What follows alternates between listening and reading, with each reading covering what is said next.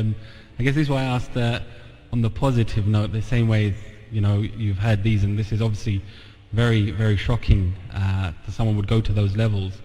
But you must have come across inspirational people as well, mashallah, Sheikh.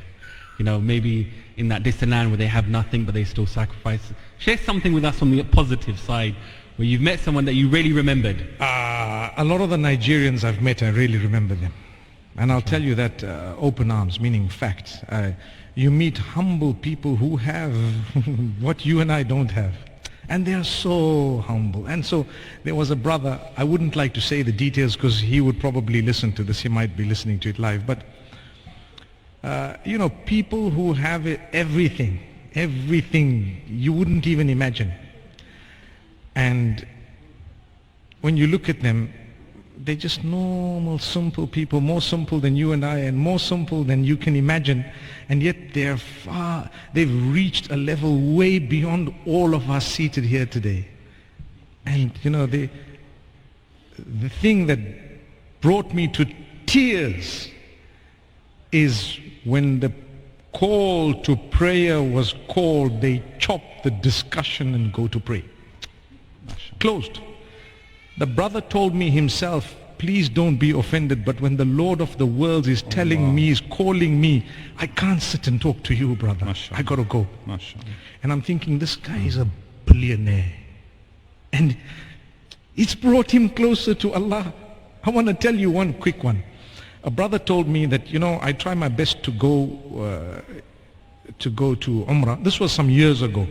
I try my best to do my Salat al-Jumu'ah whenever I can and I'm free in Mecca.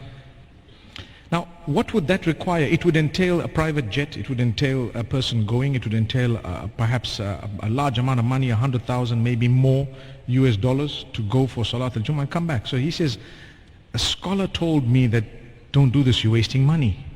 But I want to know what's your opinion, because I get a lot of satisfaction and I'm not publicizing it. Allah put something in my mind. I thought of the hadith where it says, Salatun fi masjidi hadha afdalu min alfi salatin fi ma siwah illa al-masjid al-haram.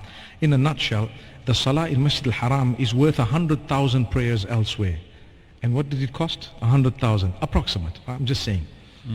I told the brother, I said, when I drive my Toyota from my house to the masjid, the amount of fuel I use would displace my net worth by more than what the amount you're going to be using to go to Mecca and come back would displace from your net worth. So keep going. How's that? Because if I was not allowed to go, imagine if a person who never ever had a vehicle looks at me and says, how could you go to the masjid by car? You're wasting so much money. You'd rather go by bicycle or walking. It's relative. We've all got cars. We go. We don't even look at the 5-10 pounds it costs, but for someone 10 pounds is a fortune. So in the same way, my 10 pounds, it displaces X amount of my net worth. That particular person's that amount displaces even less. So these things have moved me, because I sit and I think, from all the questions in the world that this person could be asking you, they're asking you about prayer. Come on, Allahu Akbar. And yet here we are, we don't even have a droplet of what they have in terms of worldly life.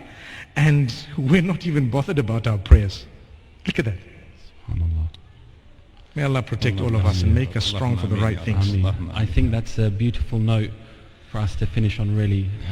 Jazakumullah to both our mashayikh here. And so many lessons on a personal level, how we are with each other, but how we are with our Lord the Most High. And with that, inshallah, jazakumullah to all of yourselves. May Allah accept it from everyone who've come out on this cold day, and it's a bank holiday as well, to benefit yourselves, inshallah. You take the knowledge and you implement it in our lives, in our families' lives, in our community lives. And inshallah, the caravan continues. Inshallah, the next Light Upon Light session will be in Leicester tomorrow, and then on to Leeds, and then Harrogate, and then back in London on the weekend. So with that, we would like to bid you all a farewell. Assalamu alaikum wa rahmatullahi wa barakatuh.